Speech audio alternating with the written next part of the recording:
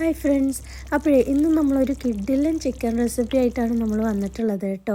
ഉറപ്പായും നിങ്ങൾക്ക് ഇഷ്ടപ്പെടും. സേവ് ചെയ്ത് വെച്ചോളൂ, കിഡിലൻ ടേസ്റ്റാണ്. അപ്പോൾ നമുക്ക് പെട്ടെന്ന് തന്നെ തുടങ്ങാം. ആദ്യം തന്നെ ഒരു ചീനച്ചട്ടിയിലേക്ക് കുറച്ച് വെളിച്ചെണ്ണയും കുറച്ച് നല്ലെണ്ണയും ചൂടാക്കി എടുത്തിട്ടുണ്ട്.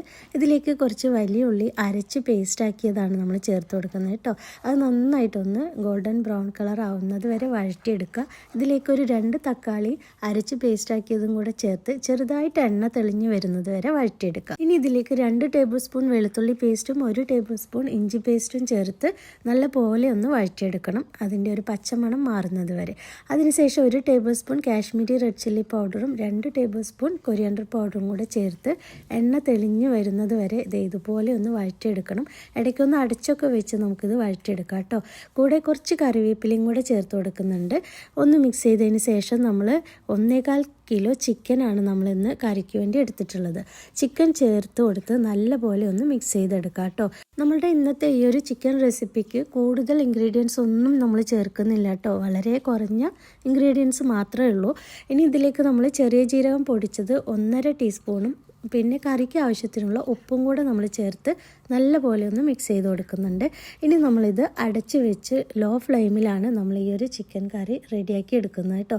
നമ്മൾ ഇതിലേക്ക് വെള്ളം ഒട്ടും തന്നെ ചേർത്ത് കൊടുക്കേണ്ട ആവശ്യമില്ല.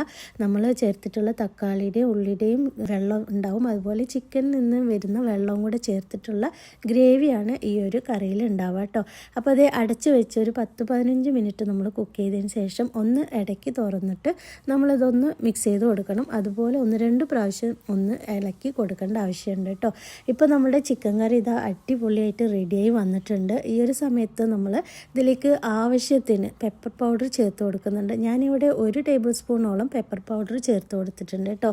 അതൊന്ന് മിക്സ് ചെയ്തതിന് ശേഷം കുറച്ചധികം മല്ലിയില കൂടെ ചേർത്ത് കൊടുത്ത് മിക്സ് ചെയ്ത് ഒന്ന് അടച്ച് വെച്ച് ഒരു 5 മിനിറ്റ് കൂടെ നമ്മളിത് കുക്ക് ചെയ്തെടുക്കുന്നുണ്ട്. അതിനുശേഷം കുറച്ച് മല്ലിയില കൂടെ തൂവിക്കൊടുത്ത് ഒന്ന് മിക്സ് ചെയ്ത് നമുക്കിത് സെർവ് ചെയ്യാം കേട്ടോ. നമ്മുടെ ചിക്കൻ കറി വളരെ സിമ്പിളായിട്ട് എന്നാൽ നല്ല ടേസ്റ്റി ആയിട്ടുള്ളൊരു റെസിപ്പിയാണ്. തീർച്ചയായും നിങ്ങൾക്ക് ഇഷ്ടപ്പെടും. ഇതൊന്ന് ട്രൈ ചെയ്ത് നോക്കാം കേട്ടോ.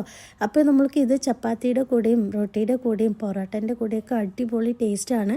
ചോറിന് ഇത് സൂപ്പർ ടേസ്റ്റാണ്. കുറച്ച് രസം കൂടെ ഉണ്ടെങ്കിൽ കിഡിലാണ് കേട്ടോ. ഒന്ന് ട്രൈ ചെയ്ത് നോക്കുക. ഇനി നോമ്പായിട്ടുണ്ടെങ്കിൽ ഇതുപോലെ കറിയുടെ റെസിപ്പിയൊന്നും അധികം കാണില്ല. അതുകൊണ്ട് തന്നെ എല്ലാവരും ഇത് ട്രൈ ചെയ്ത് നോക്കുക. ഫീഡ്ബാക്ക് അറിയിക്കാനും മറക്കരുത് കേട്ടോ. വളരെ സിമ്പിളാണ്, നല്ല ടേസ്റ്റിയാണ്. അപ്പോൾ നമ്മുടെ ഇന്നത്തെ ഈ ഒരു റെസിപ്പി ഇഷ്ടമായിട്ടുണ്ടെങ്കിൽ തീർച്ചയായും ലൈക്ക് ചെയ്യാൻ മറക്കരുത് കേട്ടോ. അതോടൊപ്പം തന്നെ നമ്മുടെ ചാനൽ ആദ്യമായിട്ടാണ് കാണുന്നതെങ്കിൽ ഒന്ന് സബ്സ്ക്രൈബ് ചെയ്തും കൂടെ സപ്പോർട്ട് ചെയ്യാനും മറക്കല്ലേ. അപ്പോൾ എല്ലാവരും നല്ല ഹാപ്പി ആയിട്ടും ഹെൽത്തി ആയിട്ടിരിക്കുക. ഇൻഷാ അല്ലാഹ് നമുക്ക് മറ്റൊരു വീഡിയോ ആയിട്ട് വീണ്ടും വരാം. താങ്ക്